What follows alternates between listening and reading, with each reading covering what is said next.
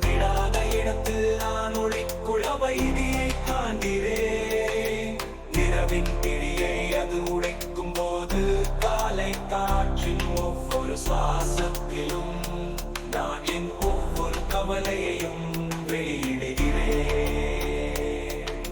ஏனென்றால் அமைதியாக நான் முழுமையாய் இருக்கிறேன். உலகம் வெளிவரத் தொடங்கும் போது பகலின் அமைதியில் நேரம் மெதுவாக நழுவிப் போகும் இடத்தில் நான் நிறைந்த நேரங்களை தழுவுகிறேன்.